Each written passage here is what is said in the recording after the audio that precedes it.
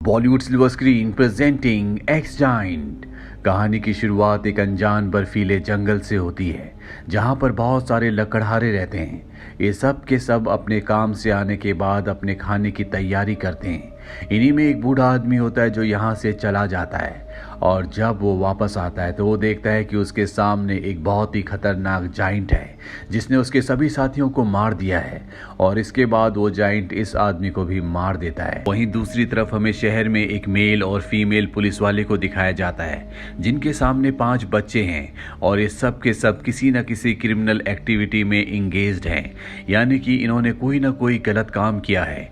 Police वाले ने बताते हैं कि हम तुम्हें 1 हफ्ते के लिए यहाँ से दूर एक जंगल में ले जाएंगे जहाँ पर हम तुम्हारी काउंसलिंग करेंगे और जो इस टेस्ट में पास हो गया, जिसने मेरी बात मानी, उसे छोड़ दिया जाएगा और जिसने रूल्स को फॉलो नहीं किया उसे सजा मिलेगी।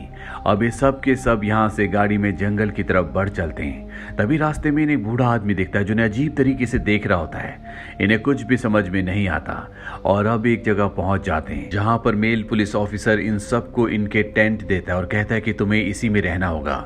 वहीं जंगल में दिखाया जाता है जहां पर एक भालू एक हिरन का शिकार करने वाला होता है कि तभी उसके पीछे से एक जाइंट आ जाता है और वो उस भालू को मार देता है। वहीं रात को सब के सब आग के चारों तरफ बैठे होते हैं। तभी वो बूढ़ा आदमी एक बार फिर से आता और अजीब सी हरकतें करने लगता है, लेकिन ये उसे पागल समझकर कुछ नहीं कहते। अब अगली सुबह सब के सब हाइकिंग करने के लिए जाते हैं। काफी दूर चलने के बाद ये खाना खाने के लिए रुकते हैं, लेकिन इन्हीं में से 2 लड़के वो अभी भी आगे बढ़ना चाहते हैं, इसीलिए वो बाकी लोगों को छोड़कर आगे बढ़ जाते हैं। आगे बढ़ने के बाद उन्हें एक बैल का स्केलेटन मिलता है जिसका सींग का कवर उतार कर ये अपने साथ ले जाते हैं। हालांकि ऐसा करने पर मेल पुलिस ऑफिसर इन्हें डांटता है। वो कहता है कि हम यहाँ पर कुछ अच्छी चीजें करने के लिए आए, ना कि टाइम वेस्ट करने के लिए। वहीं हमें उस जाइंट को दिखाया जाता है जिसने भालू को मारा था। वो जब देखता है कि वहां पर बैल का एक सींग गायब है तो उसे बहुत गुस्सा आता है और वो जोर से चिल्लाता है। उसकी आवाज पूरे जंगल में गूंज जाती है, लेकिन ये सब समझते हैं कि ये किसी जानवर की आवाज है। लेकिन वो बूढ़ा आदमी जो रात को इनके कैंप में आया था, जिसकी दिमागी हालत पूरी तरह से स्टेबल नहीं लगती, वो समझ जाता है कि जाइंट अब गुस्से में है। जाइंट अब उन लोगों को ढूंढने के लिए निकल पड़ता है जिसने उसका सींग चुराया है और कुछ ही देर बाद वो इनके सामने आ जाता है। सबसे पहले वो इनमें से एक लड़की को मार देता है और इसके बाद वो मेल पुलिस ऑफिसर को भी। अब जितने भी बाकी लोग बचे हुए हैं वो सब के सब अपनी जान बचाने के लिए भाग रहे होते हैं। वहीं शहर में सीबी के पिता को दिखाया जाता है। उन्हें पता चल जाता है कि जिस पुलिस ऑफिसर के साथ उसने अपनी बेटी को काउंसलिंग के लिए भेजा है, पहले भी वो कई बच्चों को ले गया था, जिसमें एक बच्चे की मौत भी हो गई थी क्योंकि वो बच्चों को बहुत बुरी तरह से टॉर्चर करता है।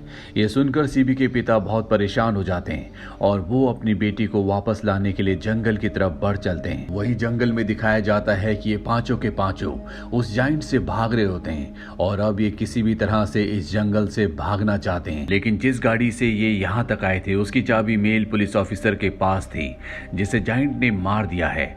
लेकिन इन्हीं में एक लड़का होता है जो बिना चाबी के गाड़ी को स्टार्ट करने की कोशिश करता है, लेकिन वो ऐसा नहीं कर पाता।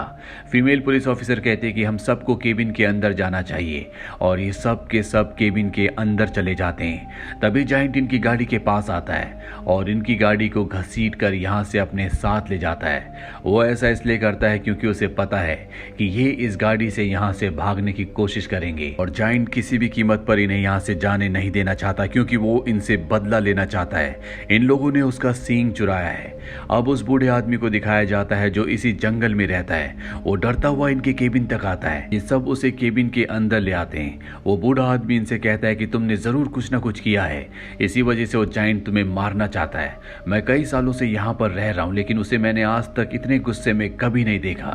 तब ये उस बूढ़े आदमी को सींग दिखाते जो इनके पास था, जो ये जंगल से लेकर आए थे। उस सींग को देखने के बाद ये बूढ़ा आदमी ने एक कहानी सुनाता है। वो कहता है कि इस जंगल में आज से कई साल पहले एक गांव हुआ करता था जहां पर एक परिवार के घर एक बच्चे ने जन्म लिया जो दूसरे बच्चों की तरह नहीं था। वो बहुत जल्दी जल्दी बढ़ रहा था। दरअसल वो एक जाइंट प्रवृत्ति का बच्चा था। उसके बड़े बड़े हाथ पैर और बड़े शरीर को देखकर कोई भी उससे दोस्ती नहीं करता था, इसीलिए उसने एक बैल के साथ दोस्ती कर ली।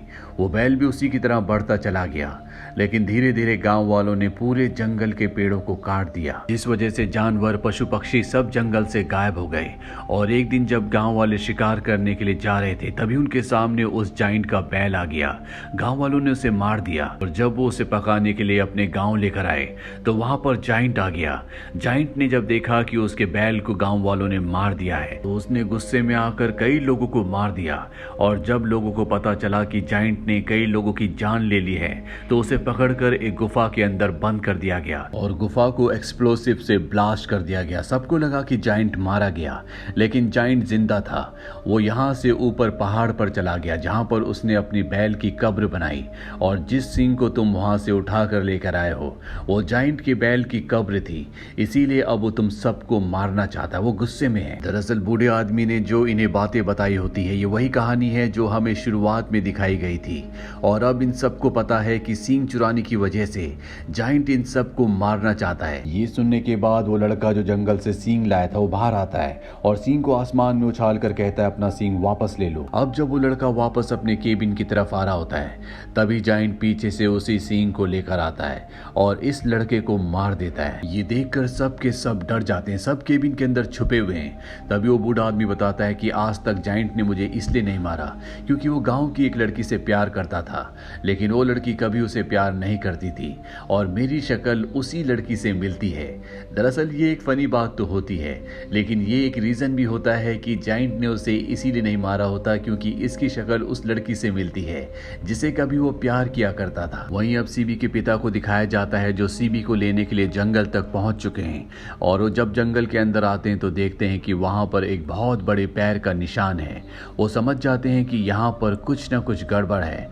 वो अपने साथी पुलिस ऑफिसर की डेड बॉडी को भी देख लेते हैं और अब वो अपनी बेटी को बचाने के लिए जंगल की तरफ बढ़ चलते हैं। वो यहाँ अपने रेडियो से पुलिस वालों से मदद मांगने की कोशिश करते लेकिन उनका रेडियो पुलिस स्टेशन में नहीं बल्कि एक बार में कनेक्ट हो जाता है जहाँ पर सभी लोग उनके मैसेज को, उनकी बातों को सुन लेते हैं। वहीं जंगल में जब ये बहुत देर तक केबिन से बाहर नहीं निकलते तो केबिन के ऊपर जाइंट हमला कर देता है और वहां से एक लड़की को बाहर निकाल कर मार देता है। अब इससे पहले कि जाइंट बाकी लोगों को भी मारता, फीमेल पुलिस ऑफिसर उसकी आंख पर गोली मार देती है और अब सब के सब यहाँ से भागने लगते हैं। जाइंट भी इन्हें मारने के लिए इनका पीछा कर रहा होता है पर अब सीबी के पिता यहाँ पहुंच जाते हैं और जाइंट के ऊपर हमला कर देते हैं। जाइंट जख्मी होकर केबिन के ऊपर गिर जाता है जिससे केबिन पूरी तरह से तबाह हो जाता है। अब इससे पहले कि ये सब यहाँ से भागते इनके सामने वही बूढ़ा आदमी आ जाता है जो इसी जंगल में रहता है। वो इनके ऊपर गन तान देता है। वो कहता है कि तुम यहाँ से नहीं जा सकते क्योंकि अगर ये चले गए तो जाइंट का गुस्सा शांत नहीं होगा। तभी इन्हीं में से एक लड़का उसकी गन पकड़ लेता है